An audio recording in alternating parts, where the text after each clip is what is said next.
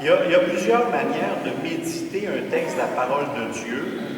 Puis une de ces méthodes-là, on nous recommande de nous mettre à la place d'un des personnages du récit. Alors, si on faisait l'exercice ce matin et que je vous posais la question, est-ce que vous êtes plus du côté du pharisien ou du publicain? Pas confortable comme question, hein? Rassurez-vous, je ne ferai pas séparer l'Église en deux pour savoir les pharisiens d'un bord et les publicains de l'autre. On va y aller plus simplement que ça, et surtout plus de manière intime que ça. Parce que, en plus, ce texte-là, il est vraiment une caricature. Quand Jésus raconte une parabole, il présente des extrêmes pour brasser le monde un peu. C'est toujours son intention à Jésus de mettre les gens en mouvement au fond d'eux autres avec des paraboles qui choquent.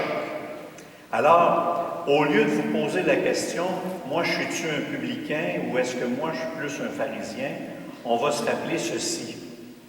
Dans notre vie de tout le monde, souvent on balance entre les deux. Parfois, on va se sentir supérieur aux autres. Ben, pas vous autres peut-être, mais moi ça m'arrive. Et puis, ou bien on va avoir l'impression d'être très loin de Dieu et de se sentir un peu misérable et d'avoir besoin de lui. Dans notre vie, il y a toujours ce balancement-là entre ces deux positions-là. C'est pas pour rien que le Seigneur nous présente des extrêmes pour nous situer un peu là-dedans. Ceci étant dit, le mot dérangeant de la parabole, je ne sais pas pour vous autres, mais c'est le mot « s'abaisser ». Ce n'est pas un mot qu'on aime bien gros entendre comme chrétien, et particulièrement pas ici, au Québec, où on a l'habitude, au contraire, d'entendre d'autres genres de cris de ralliement. Il faut se tenir debout. Alors, il n'est pas question de s'abaisser devant les autres. Au contraire, on peut être fier de qui on est, on peut être fier de ce qu'on est, etc., etc., etc. S'abaisser. Qu'est-ce que ça peut bien vouloir dire dans l'Évangile pour nous autres? Est-ce qu'on peut quand même le garder dans notre vocabulaire comme disciple du Seigneur? Moi, je crois que oui. Et je vais vous dire pourquoi. Parce que ce mot-là, s'abaisser, il faut le mettre en lien avec le seul grand commandement que le Seigneur nous a donné. Et c'est quoi le grand commandement? J'ai eu peur. Aimer. OK. Alors, si on part de ce principe-là, que tout se ramasse, se condense autour de l'amour, qu'est-ce qu'on peut comprendre du mot s'abaisser?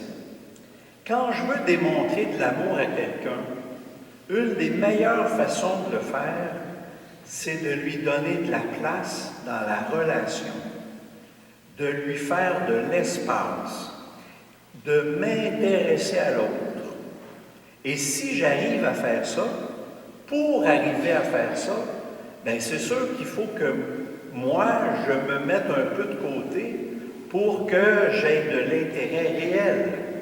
On apprend ça tranquillement à la halte Saint-Joseph où les bénévoles sont invités à écouter l'autre. L'écoute vraie, c'est de prendre ce que l'autre me donne sans commencer à penser tout de suite aux réponses que je vais y donner ou à ce que je vais dire la prochaine fois. C'est une grosse école, ça. Mais c'est vraiment un signe d'amour quand je suis vraiment attentif à l'autre dans tout ce qu'il dit. Et ça veut dire que toutes mes pensées à moi, ou mes solutions, ou faut que je les mette de côté. Je me déplace un peu, je me décentre de moi pour me centrer sur l'autre. C'est dans ce sens-là qu'il faut comprendre le mot « s'abaisser », se faire plus petit, pour que l'autre ait de l'espace. Mais dans le fin fond, je suis toute là dans la relation. C'est un choix libre. Je suis actif dans mon amour pour l'autre. C'est pas juste s'écraser à terre, c'est faire de la place à l'autre. Comprenez-vous la nuance? Elle est très, très importante. Sinon, on va rester accroché au mot « s'abaisser » puis on va vouloir le tasser. C'est la même chose quand Jésus nous demande de se faire serviteur. C'est pas un mot intéressant, ça, à entendre. Et pourtant, c'est la disposition du disciple envers les autres. Qu'est-ce que je peux faire pour toi? Et là, je suis en relation d'amitié, de fraternité, où l'autre est important pour moi. Et dans mon regard, dans mon attitude, dans mon écoute, l'autre va le savoir qu'il a de la place. On le vit de toute façon, vous en connaissez des gens, vous vivez toutes sortes de relations. On aime bien mieux se retrouver avec du monde qui savent écouter, n'est-ce pas, plutôt que d'être avec des gens qui prennent toute la place dans le fond.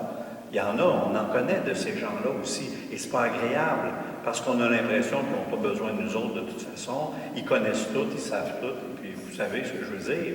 Alors, on le voit déjà dans nos relations, l'impact, l'effet que ce genre de personnage-là nous donne. C'est la même chose pour Mère Teresa, si on prend un exemple à l'inverse. Mère Teresa, là, c'était la servante des servantes. Elle a pris vraiment la dernière place pour les mourants, dont personne ne voulait en plus. Et qu'est-ce qui s'est passé avec le temps? Elle se déplaçait d'un pays à l'autre et elle attirait les foules. Pas parce qu'elle se prenait pour un autre, au contraire, elle avait un travail de rue, vraiment là, au ras des pâquerettes. Et pourtant, à cause de l'amour qu'elle démontrait, à cause de la sagesse qu'elle démontrait, elle attirait les foules.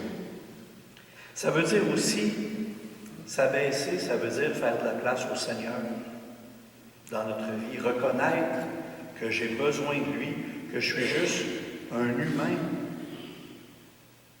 que j'ai, comme dans la chanson « Un jour à la fois », je ne suis qu'un homme, juste un pauvre homme. Bien, c'est pas pour m'abaisser, je reconnais que je ne suis pas Dieu quand même, je reconnais que j'ai des limites, que j'ai mes forces aussi, mais que j'en ai besoin, j'ai besoin d'aide, j'ai besoin d'un autre, comme le publicain qui dit « Seigneur, prends pitié de moi, j'ai besoin de ta miséricorde, j'ai besoin de ton pardon ».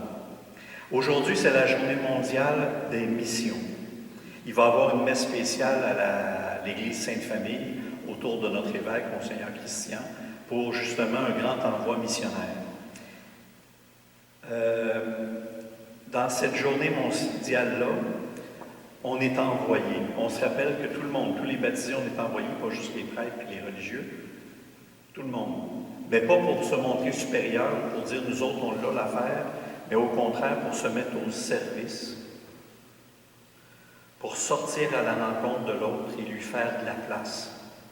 Sortir au fond pour aimer. Quelle belle mission nous avons entre les mains. Quelle belle mission le Seigneur nous confie.